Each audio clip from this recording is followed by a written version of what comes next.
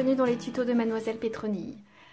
Dans cette vidéo, je vais vous expliquer comment je procède pour maintenir le motif de côte plate 9-1 tel qu'il est réalisé dans le gilet Vivienne au moment où il est utile de placer des augmentations sur les côtés pour les anses poitrine. Ceci concerne certaines tailles uniquement du patron à partir de la taille 4. Où je propose de réaliser soit une augmentation de chaque côté du marqueur de côté, soit deux augmentations de chaque côté du marqueur de côté. Je vais, à partir de cet échantillon, vous montrer d'abord ce qui se passe lorsqu'on doit faire deux augmentations avant le marqueur de côté. C'est par exemple cette situation-là. C'est comme si ici nous avions notre marqueur de côté. Et il est indiqué, pour placer donc les deux augmentations telles que je le propose, de s'arrêter 2 mailles avant le marqueur qui est donc, on l'imagine, ici. Et là, il est indiqué de placer une première augmentation intercalaire. Donc c'est une augmentation intercalaire, torse qui penche à droite. Une maille en droit, à nouveau une augmentation. Et une maille en droit. Donc j'ai fait exactement ce qui était indiqué dans le patron.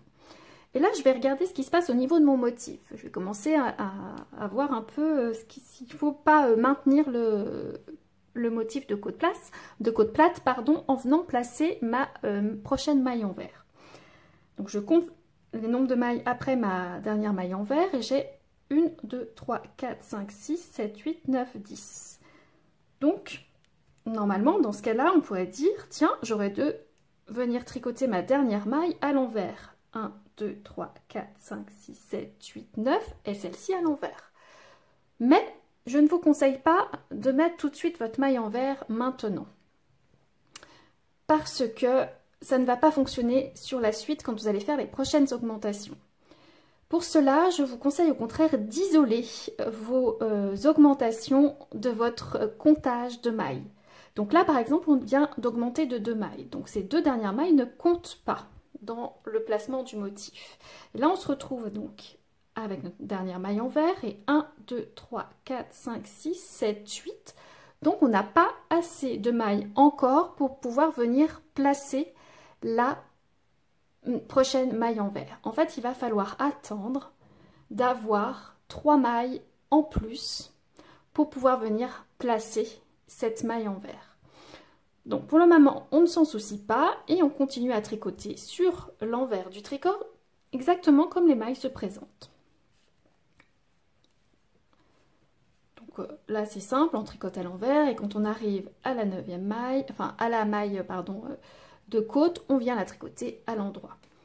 Je vais le faire et puis je vous retrouve pour vous expliquer cette fois-ci ce qui se passe lorsqu'on se retrouve après le marqueur. Cette fois-ci, je me retrouve au moment où je dois faire mes augmentations après un potentiel marqueur qui serait placé ici, mon marqueur de côté, et je dois venir faire les augmentations après.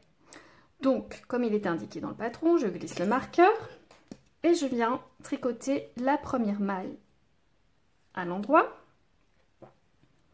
puis faire ma première augmentation intercalaire, une deuxième maille en droit, et je viens faire ma deuxième maille augmentation intercalaire. Et là, je me rends compte qu'en fait, je commence à avoir pas mal de mailles avant ma prochaine maille en vert. On va compter, on va voir ce qui se passe. Voilà, donc je tricote à l'endroit jusqu'à ma prochaine maille en vert. Vous vous êtes rendu compte que je ne me suis pas souciée pour l'instant de placer une quelconque maille en vert pour faire mon maintien de côte plate. Je vais le faire plus tard. Parce qu'en effet, si vous regardez bien, j'isole les deux augmentations. À nouveau, je ne les compte pas. Et je regarde si j'ai assez de mailles pour placer ma maille en vert. 1, 2, 3, 4, 5, 6, 7, 8, 9. Et oui, sur celle-ci, que je vais mettre un marqueur amovible pour ne pas oublier.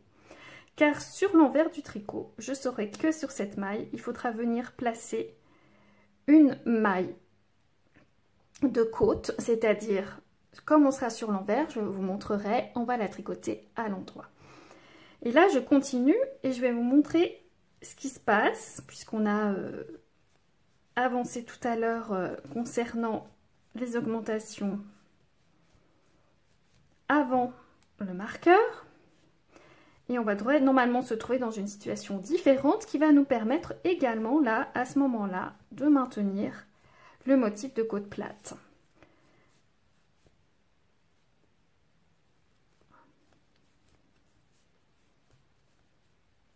Voilà, donc là, ma maille envers.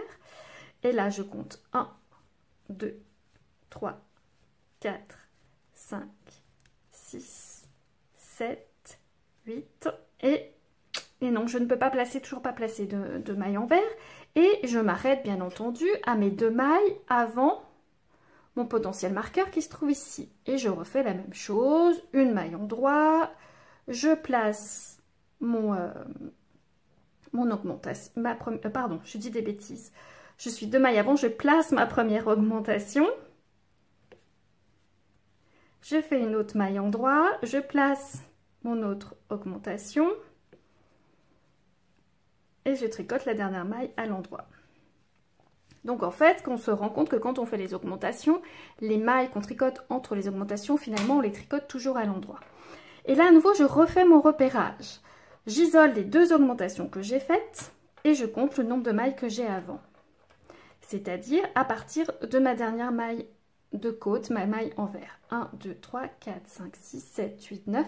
Ah, et là, je peux placer ma 10e maille qui sera une maille de côte.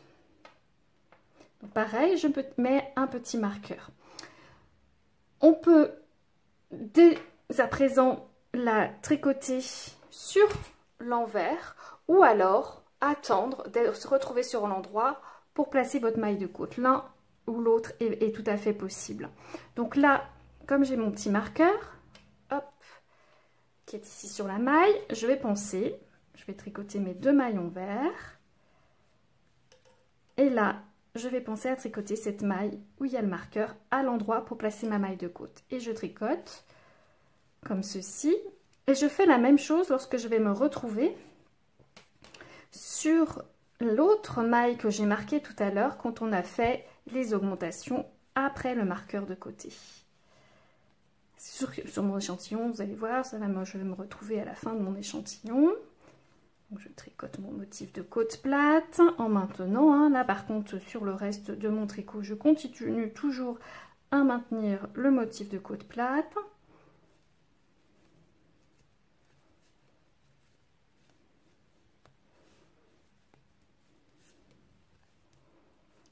C'est un peu long, je suis désolée, mais on va finir par y arriver. Voilà, encore une côte plate avec ma maille de côte hein, qui est là sur l'envers. Et là, c'est pareil, je sais que j'ai mis mon petit marqueur amovible pour me souvenir que je dois placer la nouvelle maille de côte hein, qui là, comme on est sur l'envers de notre tricot, va devoir être tricotée à l'endroit.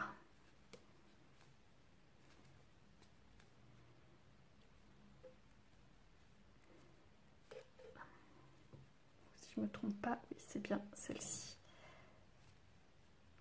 Voilà. Et les 2 dernières mailles à l'envers. Et là on va voir ce qui se passe maintenant quand on doit continuer les augmentations sur le rang suivant. Donc là je peux enlever hein, mon petit marqueur amovible qui ne sert à rien. Puisque maintenant on a repéré, hein, elle se repère, la maille envers, la nouvelle maille envers qu'on a créée, je vais bien compter, 1, 2, 3, 4, 5, 6, 7, 8, 9 et la 10e. Et là vous voyez que je me retrouve, c'est comme si j'avais mon marqueur ici, et j'ai bien mes 2 mailles qui vont me servir à venir placer mes augmentations, je ne vais pas être gênée. Donc je tricote la première maille à l'endroit, je place ma première augmentation intercalaire, je tricote ma 2e maille endroit et je place ma 2e maille augmentation intercalaire. Et là, ça ne me dérange pas pour venir continuer à tricoter cette fameuse maille envers pour maintenir le motif de côte. Et ça, vous avez vu, c'était possible parce que j'ai isolé mes augmentations. Donc là, j'ai isolé 2 mailles dans mon décompte parce que je dois faire 2 augmentations. Mais quand je dois faire, comme il est indiqué dans le patron, une seule augmentation, dans ce cas-là, je n'isole qu'une seule maille dans mon décompte. Je fais exactement la même astuce, mais en isolant une seule maille, que ce soit après mon marqueur, dans ce cas-là, ou avant mon marqueur, comme on a vu tout à l'heure. Donc là, c'est pareil. Je vais vous montrer ce qui se passe lorsqu'on se retrouve avant le marqueur.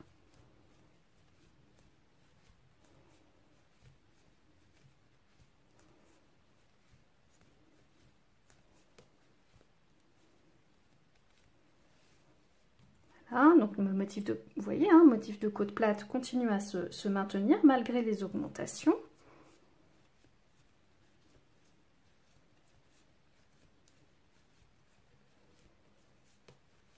Donc, encore une fois.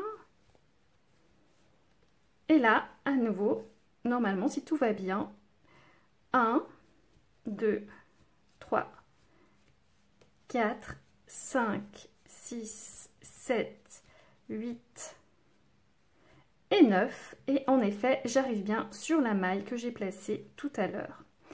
Et parfait, j'arrive. Donc j'enlève mon petit marqueur pour pas qu'il me gêne. Vous voyez, ma maille, ma côte, ma nouvelle côte est là. Et j'arrive bien 2 mailles avant mon marqueur pour faire mes 2 nouvelles augmentations. Donc à nouveau, je place une augmentation intercalaire, une première, je tricote une maille, je place une nouvelle, ma deuxième augmentation intercalaire et je tricote mon autre maille. Et là, vu que j'avais bien isolé mes 2 augmentations avant mon décompte, de faire mon décompte pour placer ma maille en vert, je n'ai pas de souci. Je vais pouvoir continuer à tricoter la continuité du motif de côte plate en côte 9-1. Voilà, là je l'ai bien repéré, hop, je la continue sans souci. Voilà, donc la petite astuce pour pas pouvoir s'embêter à maintenir ce motif de côte plate 9-1 lorsqu'on doit faire des augmentations sur les côtés, c'est de veiller à isoler les augmentations du motif. Lorsqu'on a une augmentation, on isole une maille et on vérifie si on a le bon décompte de 9 mailles, enfin de 10 mailles, hein, 9 plus 1 pour pouvoir placer la maille de côte. Et quand on a 2 augmentations à faire, on isole 2 mailles et on vérifie si on a bien ces 10 mailles, donc 9 mailles plus 1 pour pouvoir placer la nouvelle maille de côte. Voilà, j'espère que cette vidéo vous aura aidé à pouvoir tricoter de manière assez fluide ce maintien de côte 9-1 avec les augmentations d'aisance sur les côtés pour les tailles 4 et plus du gilet Vivienne. Merci beaucoup et à bientôt!